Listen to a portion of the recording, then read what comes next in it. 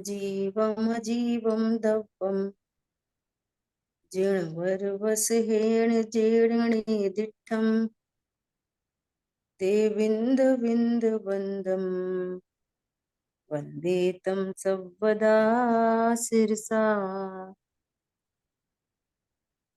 द्रव्य संग्रह जी ग्रंथ गाथा नंबर 39 स्वाध्याय में शुरू हुई है। हाँ जी। तीसरा अधिकार मोक्ष मार्ग अधिकार और इसकी गाथा नंबर 39।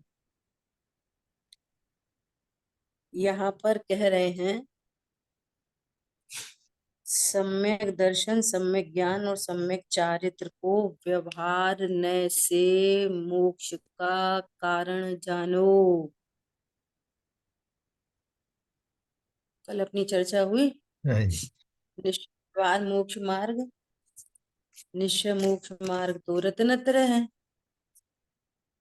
और व्यवहार मोक्ष मार्ग उदेवादी का त्याग और सुदेवादी का निर्णय।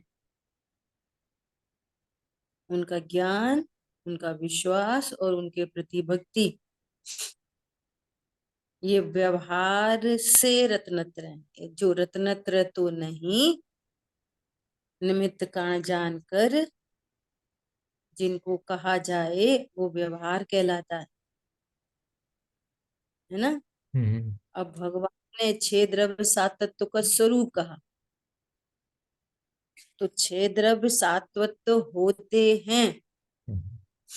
ज्यों का त्यों जानो द्रव्यों को, ज्यों का त्यों जानो तत्वों को। तो 6 द्रव्य 7 तत्व का ज्ञान और विश्वास जब उनमें उपयोग लगता है तो अति अति मंद कषाय होती है। तो ये बढ़ता हुआ व्यवहार, हम डायरेक्ट असद्भुत व्यवहार से बोलते पूजा पाठ व्यवहार और आत्मा की चर्चा निश्चय, ऐसा नहीं,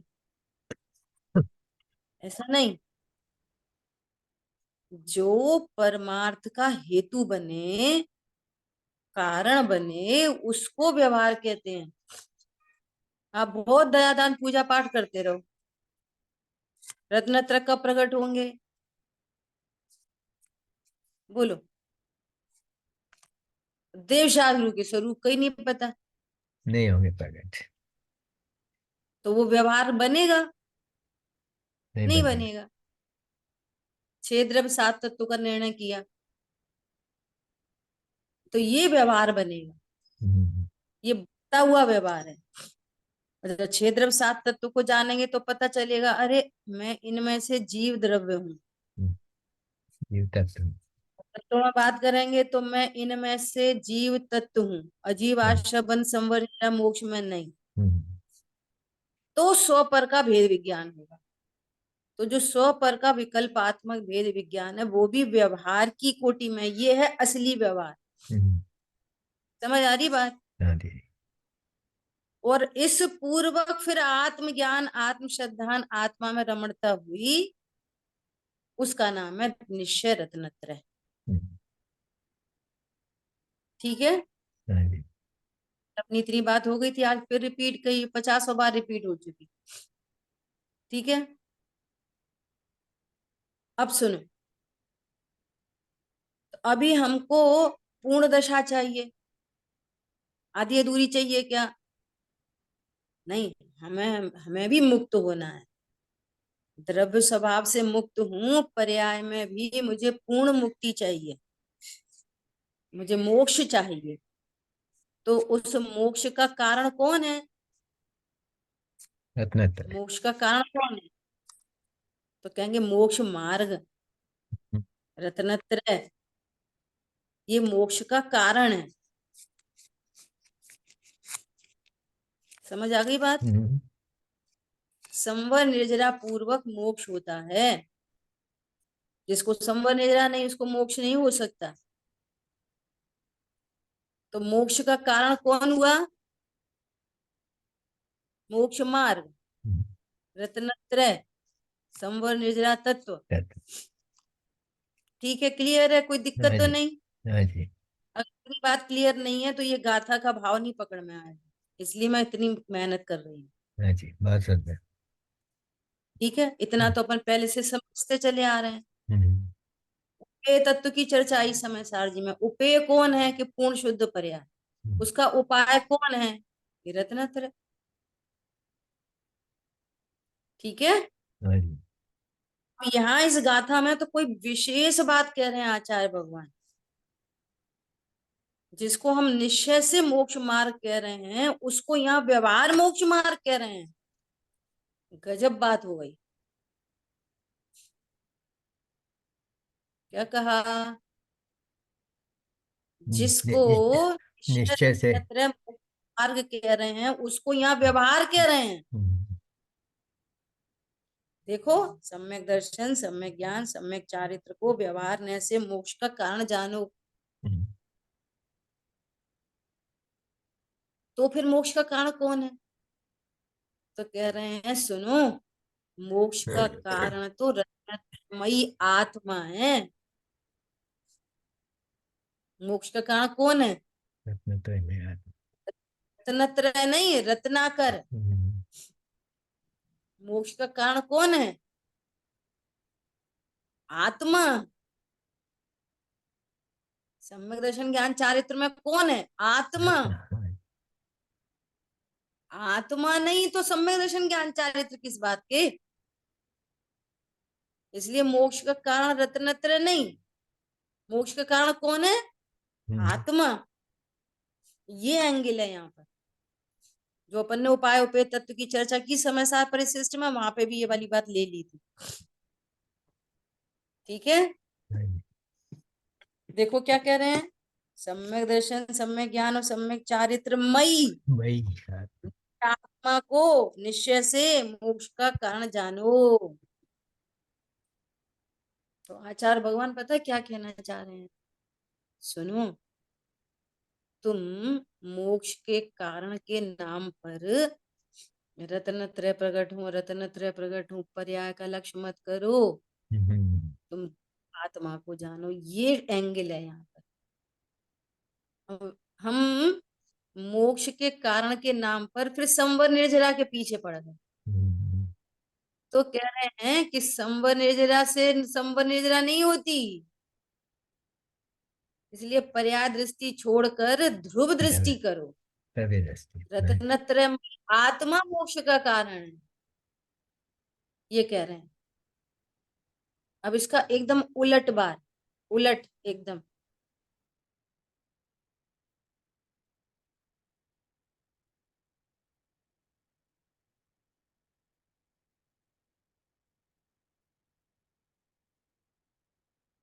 दीदी छूट गई हैं। हाँ दीदी, आप छूट गए थे। हाँ, क्या बोला।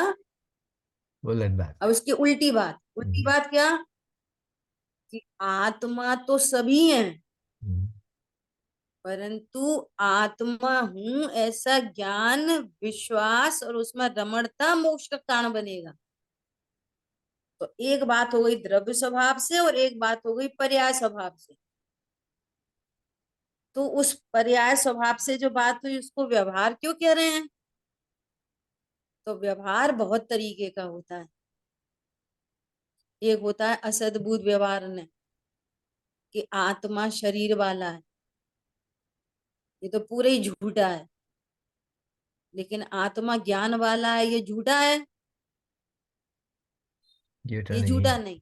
हम्म, तो भेद सो व्यवहार, वस्तु भेदा भेद है ना, तो हम्म, भेद से बात करेंगे तो व्यवहार। तो यहाँ भेद से बात हुई है ना, सम्यक दर्शन, सम्यक ज्ञान, सम्यक चारित्र, ये आत्मा की भेद रूप पर्याय होने से इसको व्यवहार कह रहे हैं।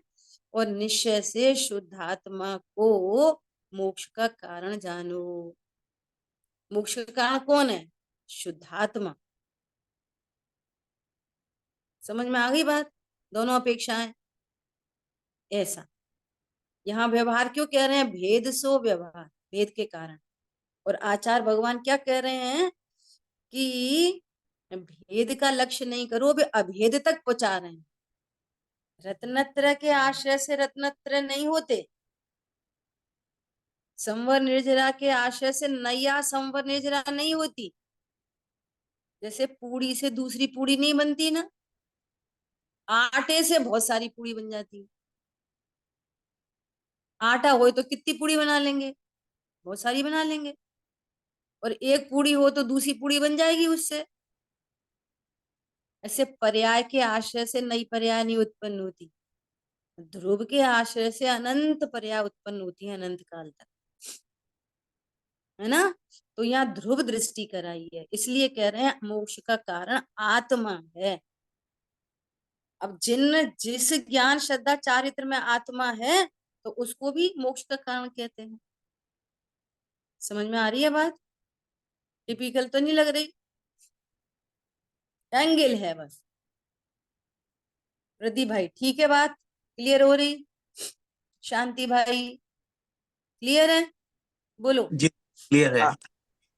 Thank you. हाँ ऐसा है। हाँ दीदी ओके दीदी, आ, बोलिए। तो कोरे कोरे द्रव्य शुद्ध द्रव्य को भी कारण कहा, और ये शुद्ध पर्याय मयी द्रव्य को भी कारण कहा, दोनों तरफ से कहा। हाँ बराबर है ना? यहाँ आचार्य भगवान अभेद की दृष्टि कराना चाह रहे हैं। हम्म, रत्नत्र में कौन बसा है? आत्मा। सो कह रहे हैं वो आत्मा मोक्ष का कारण है। अब दूसरे एंगल से बात करेंगे कि आत्मा तो सभी है, तो मोक्ष का कारण तो बना ही नहीं। स्यादवाद शैली है ना, आत्मा तो सभी है, मोक्ष का कारण बराबर। तो बना ही नहीं। अरे जो ज्ञान ऐसे आत्मा को जानेगा, विश्वास करेगा, तो मोक्ष का मार्ग बनेगा। तो दोनों साइड से आचार्य भगवान ने बात की। ठीक है, देखो। हे शिष्य, टीका। सम्यक दर्शन, सम्यक ज्ञान, सम्यक चारित, इन तीनों को व्यवहारने से मोक्ष का कारण जानो। क्यों? ये भेद रूप व्यवहार है, भेद है ऐसा। तो तुम पर्याय का लक्ष्य नहीं करना। तो ये बहुत बड़ी सावधानी दी है।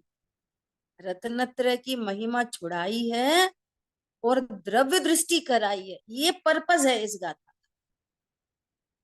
लोग कहते हैं ना, हाँ सही बात है, सम्यक दर्शन चाहिए, एक बार तो सम्यक दर्शन हो जाए, कैसे भी हो जाए, हे भगवान सम्यक दर्शन हो जाए।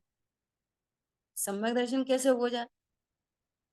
ध्रुव का लक्ष्य करो, सम्यक दर्शन होएगा। तो पर्याय का लक्ष्य छुड़ाकर द्रव्य दृष्टि कराना इस गाथा का प्रयोजन। इसलिए भेद सो व्यवहार के एंगल से वो व्यवहार है, और अभेद सो निश्चय, इस एंगल से यहाँ पर वो निश्चय। और जो पहली विवक्षा है क्या, कि निश्चय रत्नत्रय और व्यवहार रत्नत्रय, वो अपनी जगह एकदम स्टैंड है, उसमें कोई दिक्कत नहीं आ रही है। क्या बोला कल से, और जो आज जो बात चल रही है वो अपनी जगह एकदम बैकग्राउंड में स्टैंड है। अब ये नया एंगल है, वो अपन को समझना है। ठीक है, ऐसा। निश्चय से सम्यक दर्शन, सम्यक ज्ञान और सम्यक चारित्र, इन तीनों में निजात्मा ही मोक्ष का कारण है। दीदी यहाँ तो सेम लॉजिक हुआ ना, जब गुरुदेव कहते हैं कि चारों अनुयोग का हाँ सार वितरागता है, और ये वितरागता ये स्वद्रव्य के आश्रय से होती है, तो सारों अनुयोग का सार तो मेरा स्वद्रव्य ही है, आत्मा ही है। सो इसी लॉजिक से हमें यहाँ समझना है। हाँ हाँ, यहाँ मुख्यता इस द्रव्य दृष्टि की है और अभेद की मुख्यता है। यहाँ पर भेद को गौड़ किया है, अभेद को मुख्य करा के द्रव्य दृष्टि कराई है, कि यदि तुम्हें रत्नत्रय चाहिए तो अभेद आत्मा की दृष्टि करो, वही मोक्ष का कारण है। आत्मा ही मोक्ष का कारण है, इसलिए शुद्ध आत्मा का लक्ष्य करो। ये यहाँ पर एंगल है।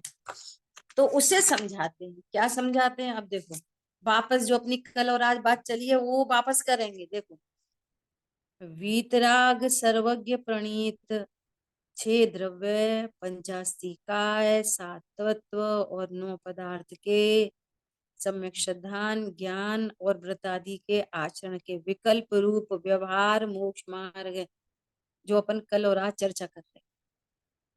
आ गई ना वही की वही बात वापस। अब देखो, इसमें एक और बहुत अच्छी बात, किसी भी जीव को सुखी होना है, रत्नत्रय प्रकट करने हैं, तो उसकी यही एकमात्र विधि है।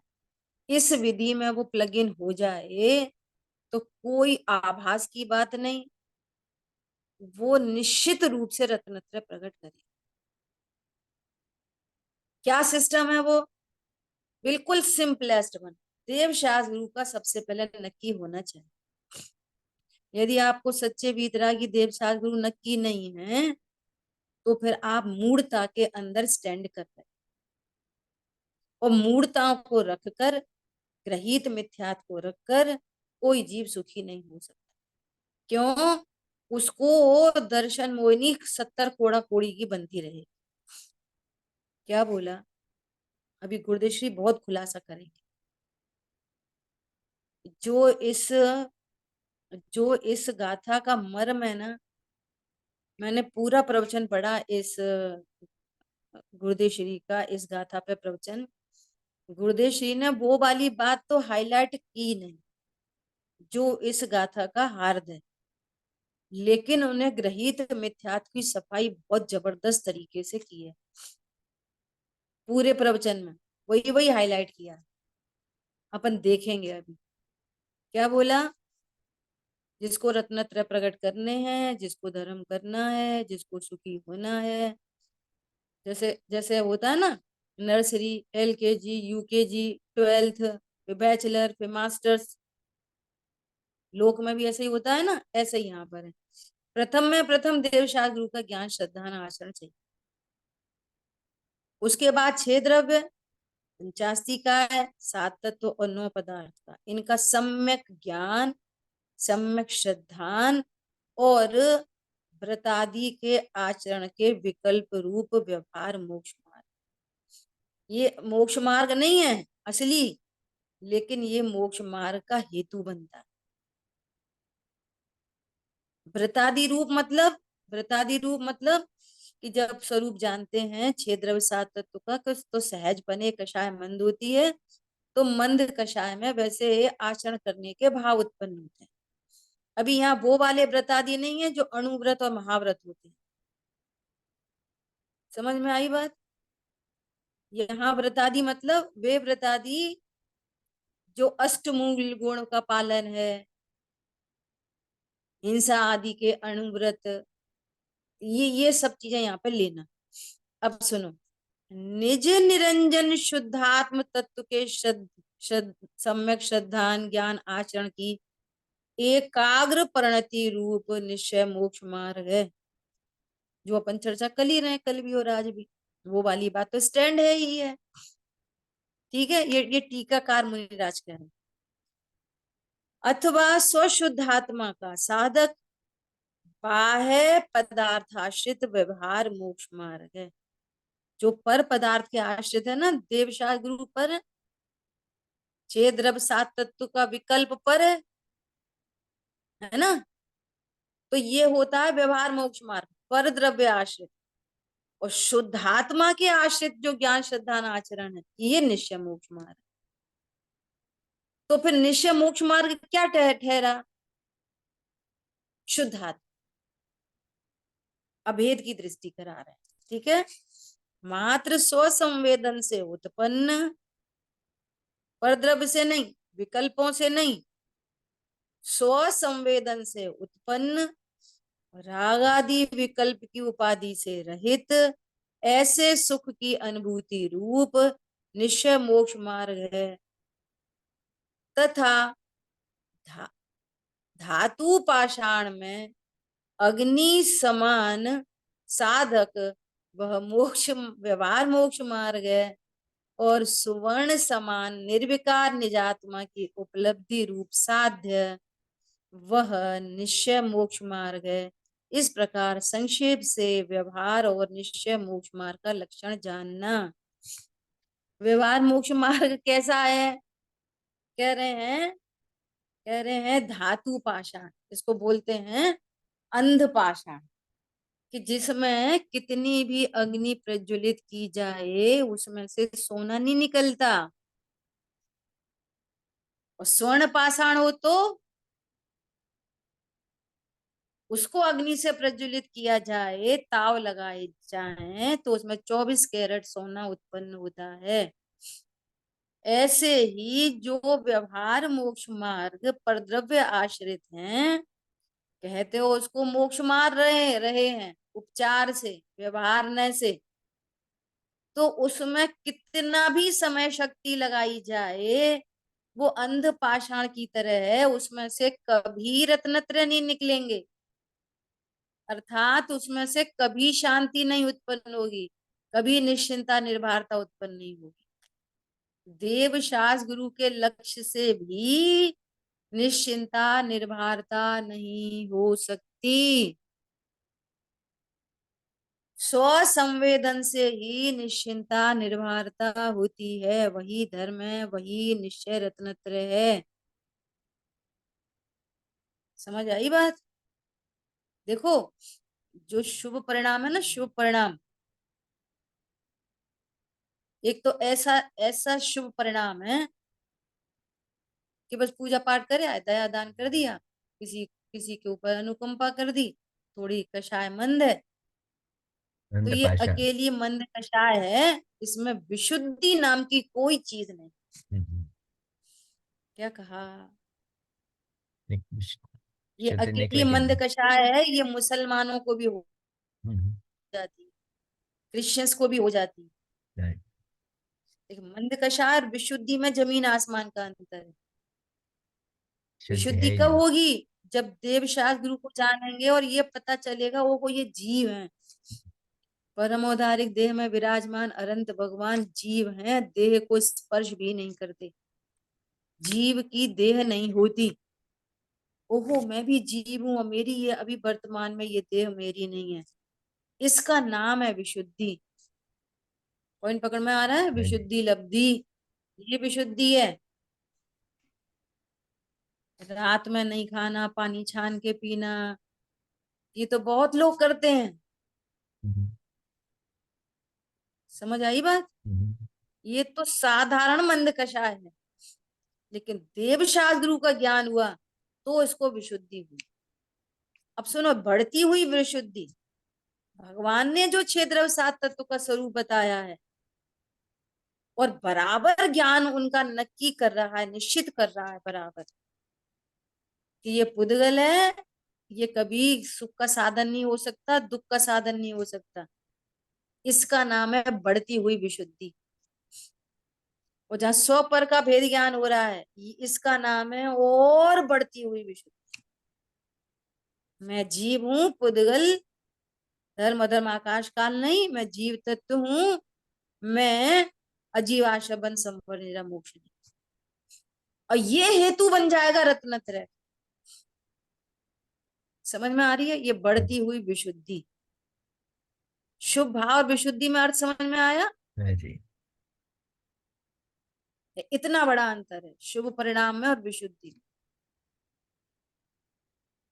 ख्याल में आ रही है बात? हाँ जी। बोलो। बहुत बहुत जीवों के शुभ भाव होते हैं, लेकिन विशुद्धि नहीं होती। भगवान को ही नहीं जानते, विशुद्धि कहाँ से आएगी?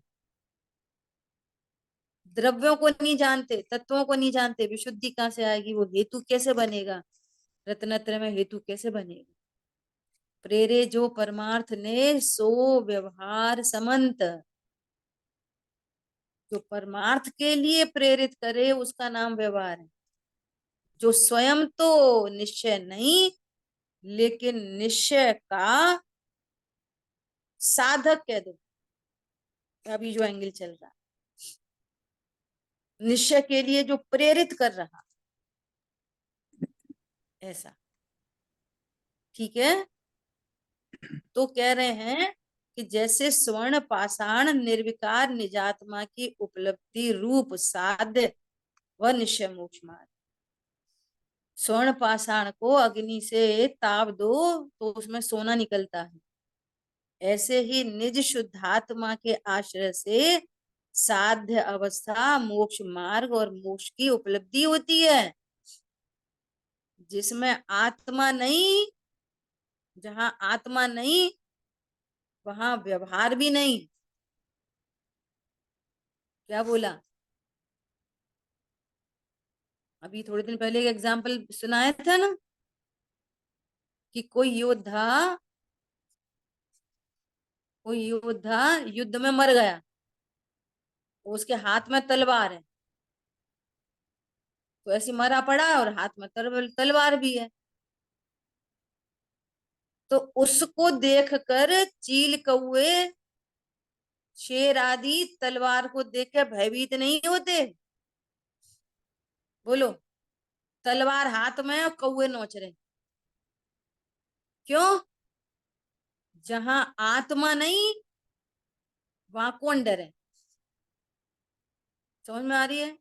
ऐसे ही जिन दया दान पूजा पाठ व्रत आदि में आत्मा नहीं, तो वो मृतक के समान है, और भले ही हाथ में तलवार पकड़ा रहे।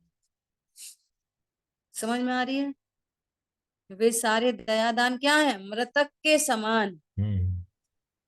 उनसे राजचंद्र जी। कर्म डरते नहीं है उनसे कर्म। और उल्टा दर्शन मोहिनी चारित्र मोहिनी का ज्ञानावर्णी आदि का सबका घाती कर्मों का बंद होता है। कर्म डरते नहीं है। और एक क्षण निज आत्म दृष्टि जो करे, कर्म थर थर कांप कर रोया करे। अब उसी डेड बॉडी में यदि आत्मा हो और हाथ में तलवार हो, तो पशु पक्षी आ सकते हैं पास में? आ सकते हैं? डरेंगे। डरेंगे। ऐसे ही क्षण भर निज रस को पी चेतन मिथ्यामल को धो देता है। क्षण मात्र के लिए भी कर्मों की निर्जरा हो जाती है, कर्मों का अभाव हो जाता है। ऐसा यहाँ पर कह रहे हैं। ठीक है, देखो। सम्यक दर्शन, सम्यक ज्ञान और सम्यक चारित्र को व्यवहारने से मोक्ष का कारण जानो, तथा सम्यक दर्शन ज्ञान सम्यक चारित्र निज आत्मा को निश्चय से मोक्ष का कारण जानो। देखो, इस गाथा में जान ऐसा ऐसा कहकर मोक्ष मार्ग जानने का उपदेश दिया है। जान,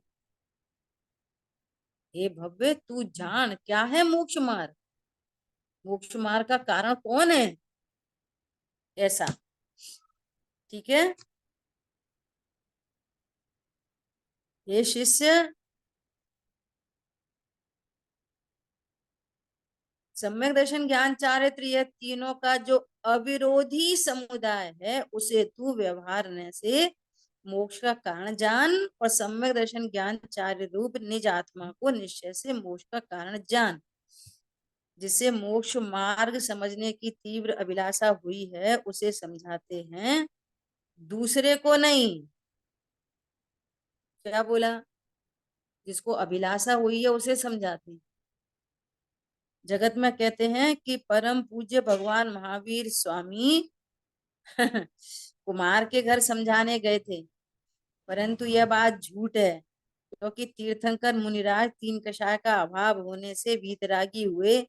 वे भी कोई गृहस्थ के घर समझाने नहीं जाते। तो तीर्थंकर भगवान तो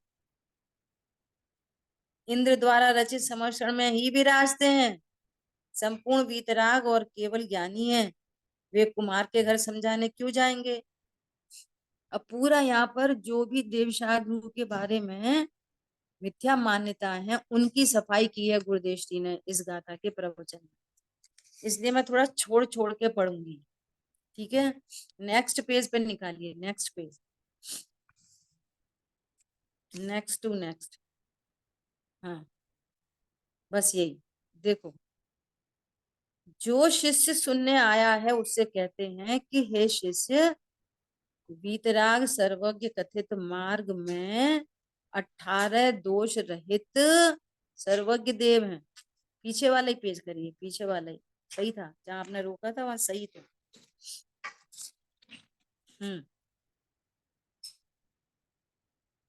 ठीक है।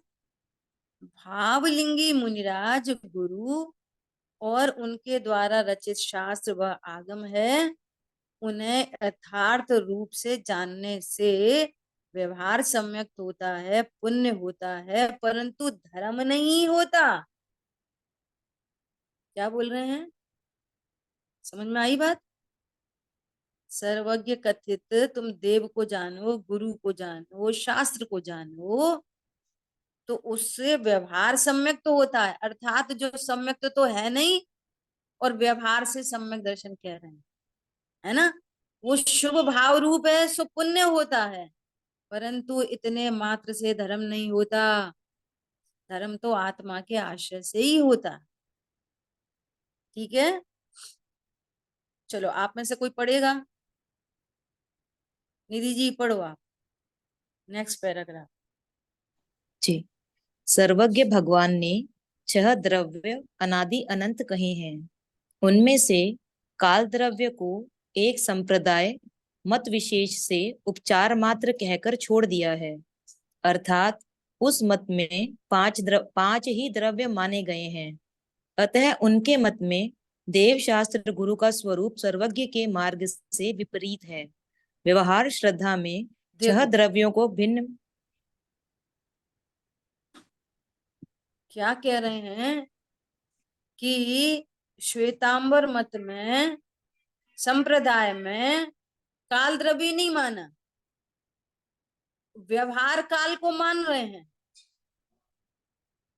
काल द्रव्य की पर्याय को मान रहे हैं, और काल द्रव्य नहीं मान रहे। तो भाई भैया ये बताओ कि बिना द्रव्य के पर्याय किसकी है? पर्याय है और द्रव्य नहीं है, और द्रव्य है और पर्याय नहीं है, ऐसा कभी हो सकता है? हम मिठास को तो मानते हैं, चीनी को नहीं मानते।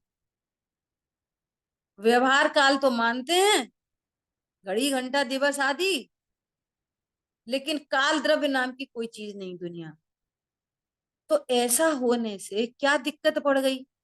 ऐसा होने से यह दिक्कत पड़ गई कि तुम सर्वज्ञ की श्रद्धा नहीं हुई, तुमको वीतरागता की श्रद्धा नहीं हुई। क्या बोला? समझ आई बात? इनको सर्वज्ञ के मार्ग की में विपरीतता है इनको। देखो पढ़ो आगे। व्यवहार श्रद्धा में 6 द्रव्यों को भिन्न भिन्न माने, किसी के कारण कोई है ऐसा न माने, तथा देव शास्त्र गुरु नव तत्व 6 द्रव्य को यथार्थ रूप माने, उसके तो अभी ग्रहित मिथ्यात्व का नाश होता है। तथा जिसने स्वतंत्र द्रव्य गुण पर्याय का स्वरूप और असंख्यात काल द्रव्य त्रिकालवर्ती हैं, ऐसे काल द्रव्य का स्वरूप नहीं माना, वह तो ग्रहित मिथ्या दृष्टि है, उसे तो धर्म की गंध भी नहीं है। एक द्रव्य की बोलो आप, पर्याय अभी और समझना, 1 मिनट और समझना। ग्रहित मिथ्यात्व को हम इतना मात्र भी नहीं समझे। क्या? कुदेवादी की श्रद्धा सुग्रहित मिथ्या, सुदेवादी की श्रद्धा नहीं होना सुग्रहित मिथ्या। अरे तुमको यदि 6 द्रव्य 7 तत्व की श्रद्धा नहीं है तो तुम ग्रहित मिथ्यात्व में बैठे। क्या बोला? क्यों श्रद्धा नहीं है 6 द्रव्य 7 तत्व की? अंडरस्टूड है कि सच्चे वीतरागी देव की श्रद्धा नहीं है, या तुम कहीं और से इन्फ्लुएंस हो? समझ में आ रही है बात? आप हेतु युक्ति नहीं लगा रहे। बोलो, जब गमनादि में धर्म द्रव्य निमित्त है, स्थिति में अधर्म द्रव्य निमित्त है, तो ये परिणमन देखा जा रहा है, इसमें कौन निमित्त है? कोई द्रव्य तो होना ही चाहिए ना। तो काल द्रव्य की सत्ता स्वीकार होती है। अवगाहना में आकाश द्रव्य निमित्त है, तो ये उत्पाद व उत्पाद व उत्पाद व परिणमन हो रहा है, उपादान से ही परिणमन हो रहा है, लेकिन निमित्त की उपस्थिति तो स्वीकार है ना यहाँ पे। तो इस उत्पाद व रूप परिणमन में कौन निमित्त है? कि परिणमन है ना जो उत्पाद है, उसमें कोई निमित्त नहीं होता, और गमनादि में धर्म द्रव्य निमित्त। बोलो, तो आपका युक्ति तो सही नहीं लग रही ना, युक्ति से ही बात फेल हो रही है। तो कह रहे हैं इसका मतलब है कि तुम ग्रहित मिथ्या दृष्टि हो। समझ में आई बात? बहुत गंभीरता है, बहुत गंभीरता है। बिल्कुल दीदी, बिल्कुल। हाँ, चलिए आगे।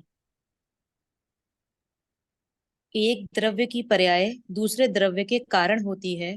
कर्म के कारण जीव में विकारी अविकारी दशा होती है, ऐसा मानने वाले ने द्रव्य की स्वतंत्रता नहीं मानी।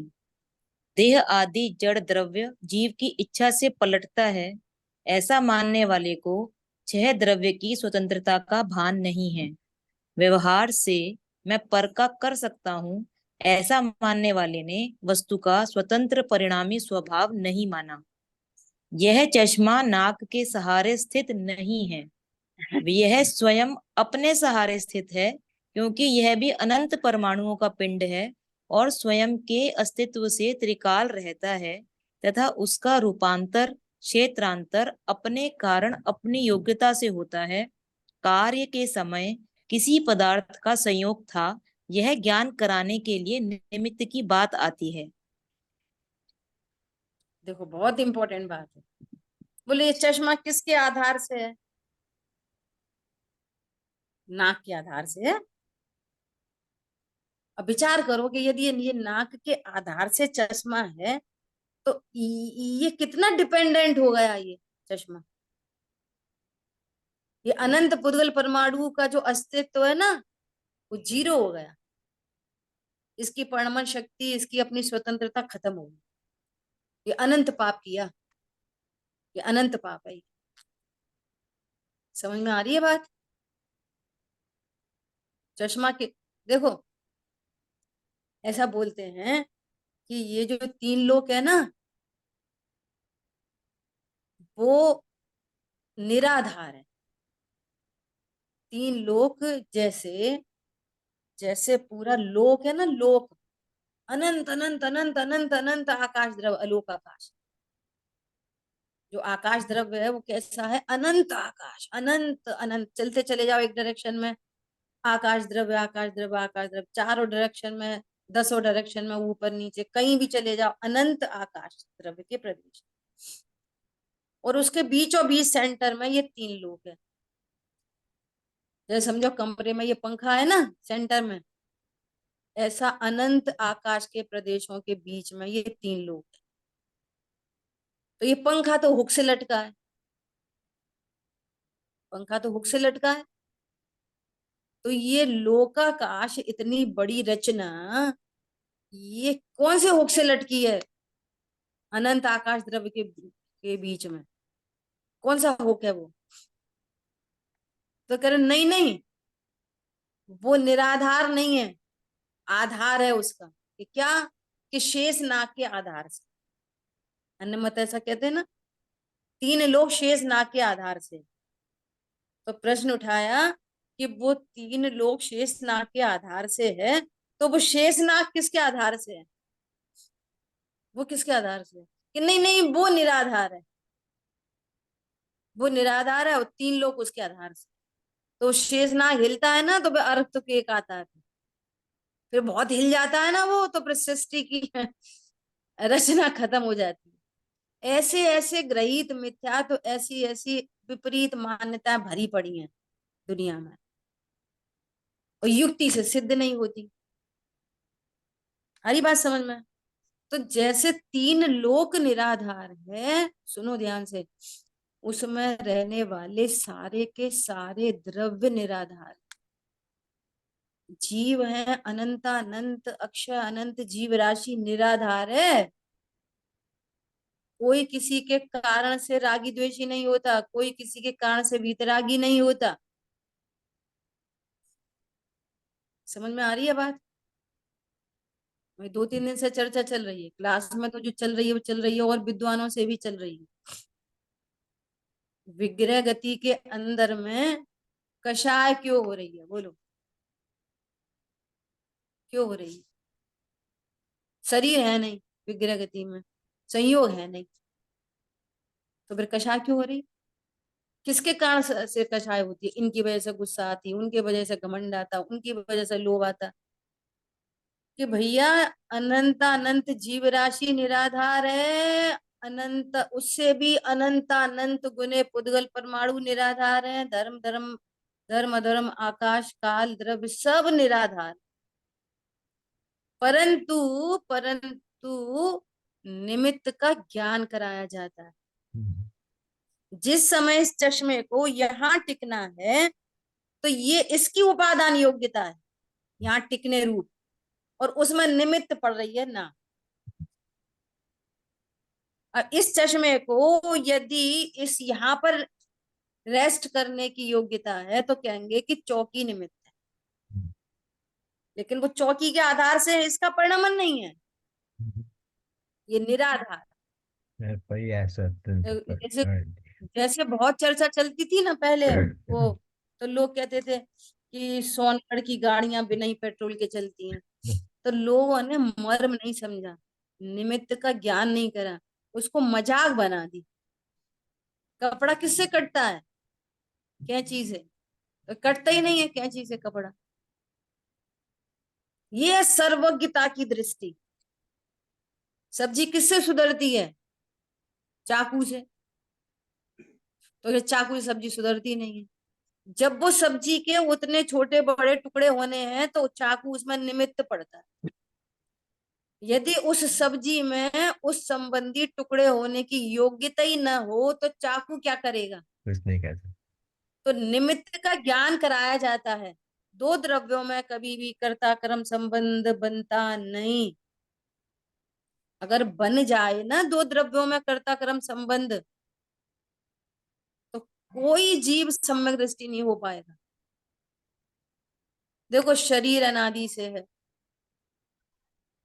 कर्म का उदय अनादि से है, राग आदि भाव अनादि से चल रहे हैं, अब सम्यक दर्शन कैसे हो? और संयोग तरह तरह के हैं, वे कोई कुछ बोलता है, कोई कुछ बोलता है, कोई गुस्सा दिलाता है, कोई शांत कराता है, तो फिर तो वो कठपुतली है बस।